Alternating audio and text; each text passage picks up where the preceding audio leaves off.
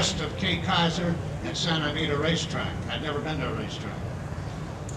Another thing that was outstanding, we went to a cocktail party, Bob Hope, Bing Crosby. We also met Elizabeth Taylor, who was dating Nikki Hilton at the time. She was very young, but we met them at the party.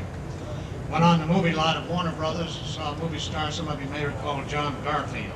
I realize most of you won't identify with some of these names. It's like people saying, my wife says, he's the voice of the Crimson Tide way back when. And they say, who is this? Charlie Zena.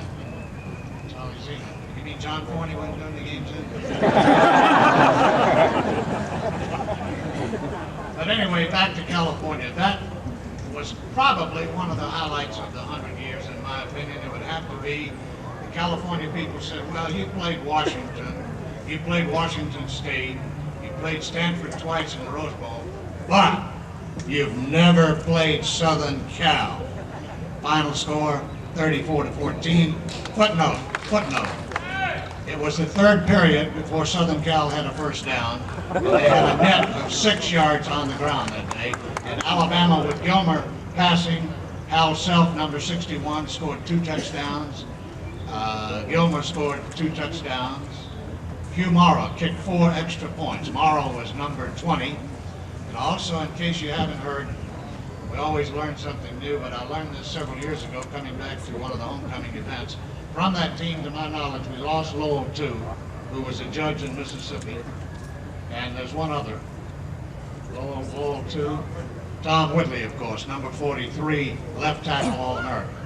And you mentioned Vaughn Mancha. Vaughn, if you're around, we were supposed to say hello to you, see if we couldn't get some memories from you. John, is that good? Thank you, John. Morris? Wonderful. That was wonderful. Let me think about 1 second. Somebody asked me why I got off broadcasting Alabama football. I finally found the reason.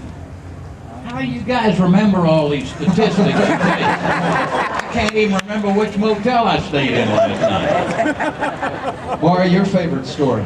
Your favorite from the years that you were involved. If you had one come immediately to mind, what would it be? Oh, I guess, Paul, that the memories that come out of doing Alabama football, the games, of course, are number one, but right behind it are the people you were associated with.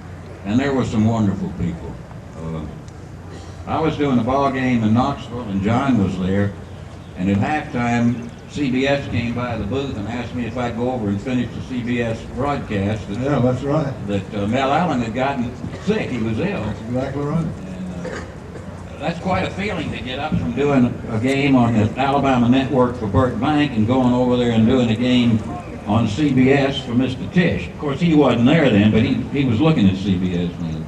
A lot of memories with great people.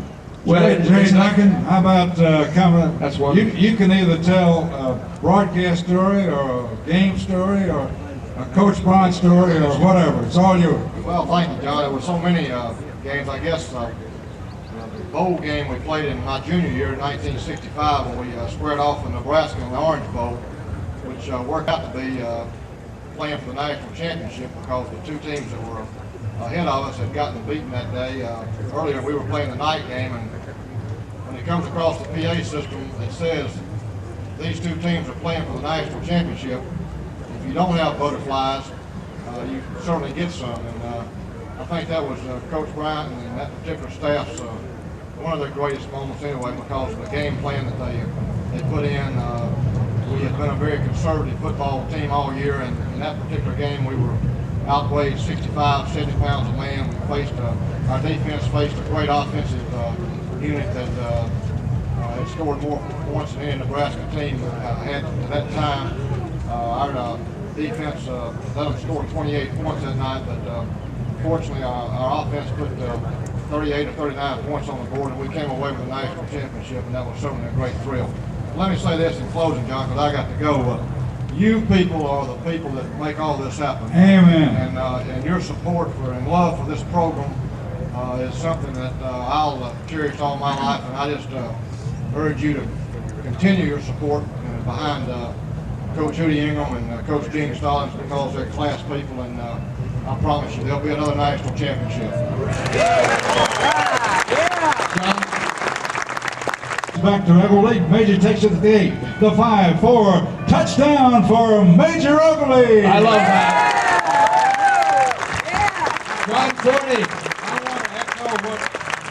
want to echo what Jerry said about you folks being the key to it. And I'll tell you the truth, I get butterflies and kind of misty eyes when I go on these road trips, and I see the RVs as far as the eye can see, waving those crimson and white pennants. And when we left Tiger Stadium this year, driving down with the team, everybody along the sidelines waving, it just fires you up. It's great. Y'all keep it up.